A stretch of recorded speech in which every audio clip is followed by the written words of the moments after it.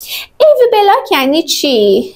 یعنی اینکه اون جریان الکتریسیته‌ای که باید به صورت متناوب و مستقیم از دهلیز به بطن برسه یه جایش ایرادی داره.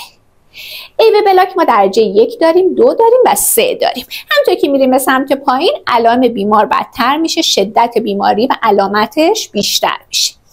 اولین نوعش ایوی بلاک گرید 1 هست.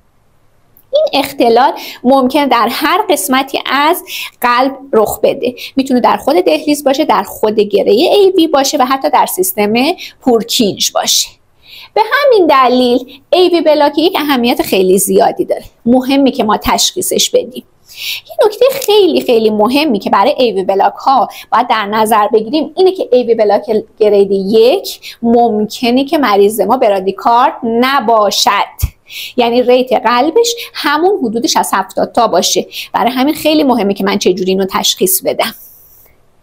تو بلاک درجه 1 ما فقط افزایش PR داریم. QRS مون نرمال هست و همینطور که دارید میبینید اینجا یه شکل شماتیک هم براتون کشیدم.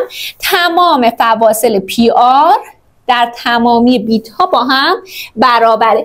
PR معمولا بیشتر از 200 میلی سکند هست و ما اصلا دراپی نداریم. این ممکنه به خاطر داروهایی باشه که بیمار مصرف میکنه. حتی 2% جامعه، مثلا تو ورزشکارا، افراد جوان، ممکنه این حالت طبیعی باشه کاملا. اهمیتی که داره من تشخیص بدم که ایوی بلاک گرید 1 یا درجه 1 بیمارم داره چیه؟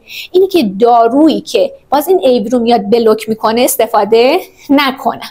یعنی مثلا یه مریضی دارم من ایوی بلاک درجه 1 داره، فشارش هم 18 است. چه دارویی رو نباید به این مریضم بدم؟